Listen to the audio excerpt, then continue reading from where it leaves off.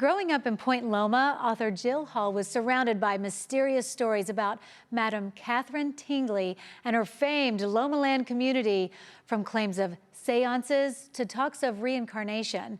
Now the local novelist behind the award-winning Anne McFarlane series is setting the record straight. Joining us in studio is Jill Hall to talk about her new historical novel, On a Sundown Sea. Jill, thanks so much for joining me. Thank you for having me. So growing up in Point Loma, what kind of stories did you hear about this Madame Tingley?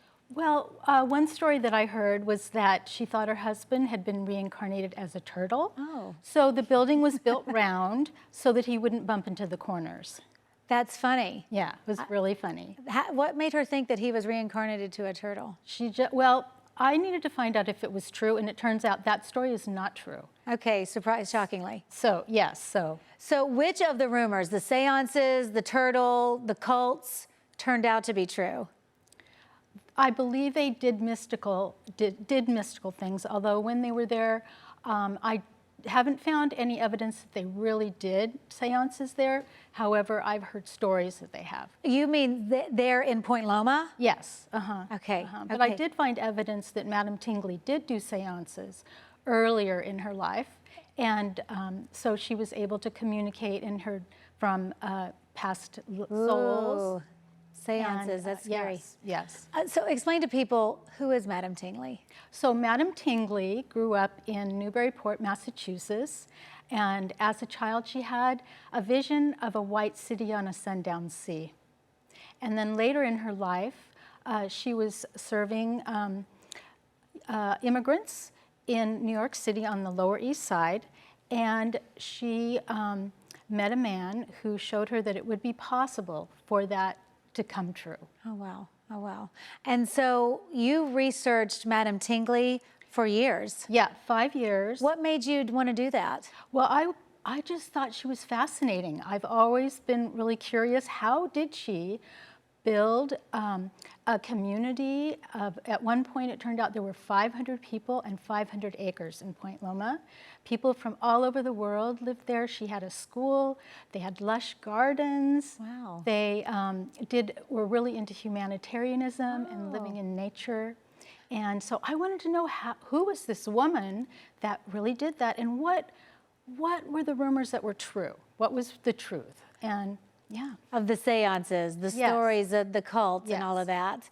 And so what made you turn it into a novel? Because the stories were just so incredible? Well, as a historical fiction author, it was important for me and all authors to find out what was the truth and to be as authentic as possible. And so I had to search that out. So I did go to Newburyport, in Massachusetts, and went to her area where she had lived on the Laurels, which was on the Merrimack River, and got to see where she had lived. And then I worked in the library there. I did a lot of research and the old Newbury Museum. Then I went to New York City to walk in the footsteps of when she was there, working at the Do Good Mission, and lived in all over in New York City. What brought her to Point Loma? Well, that's a long story. We have to find out? Yeah, we have to find out. It's a long story, but she, through really mystical ways and synchronicity, she was able to figure out where the city on Sundown Sea should be. Wow, and created a really great community, sounds like, in Point Loma. So are you blending fact and fiction? That's a really great question. So I did as much as I could. I used the truth. And then if I couldn't figure out exactly what the truth was, I used my intuition to figure out what could it have been. I love that about historical fiction. Yes. I love that. Yes. And I knew a lot of the facts I was able to find out, but I didn't know what she was feeling and thinking. Sure. And so that I had to use my intuition to be able to write those scenes. Now, you say San Diego's arts and culture today would not even exist without her. I truly believe that. Why? Because when she started to build buildings, the buildings are really beautiful, including, and some of them are still there, including the first Greek amphitheater in the United States. was in Point Loma. Is in Point Loma, and it's still there, and some of the buildings are still there. And it became at one point the biggest tourist attraction in San Diego. Really? And people would come from the Hotel Del on field trips, for day trips, and to see the students that were having classes there, and also Greek plays and Shakespeare plays. That's so cool. And every child that went to school there, they learned to play the piano and any other instrument that they were interested in. And there were artists from all over. It was an artist colony. Okay. Yes. So how do you think that amphitheater and the visiting artists helped shape San Diego history? Well, a lot of them have continued today, their ancestors. We had an artist that actually started, a couple of the artists that came here to be close to her ended up starting what is now the Museum of Art.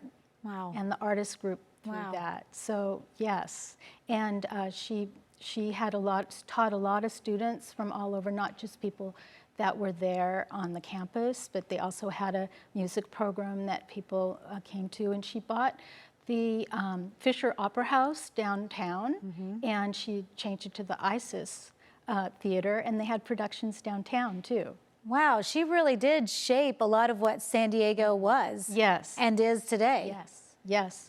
But there was a lot of controversy about who she was. Really? And yes, so some people thought that she was really wonderful, but other people felt she was a villain. She first moved here, the ministers got together. Oh, I can see that.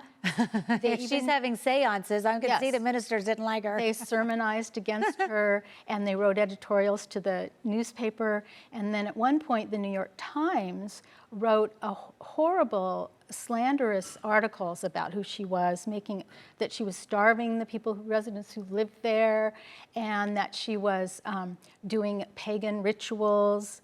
And they just really, and she ended up suing the LA Times. And winning? Well, we'll have to find out. Well-behaved women rarely make history, and so Madame Tingley, it sounds like she's one of those. What do you hope readers walk away with after they read On a Sundown Sea?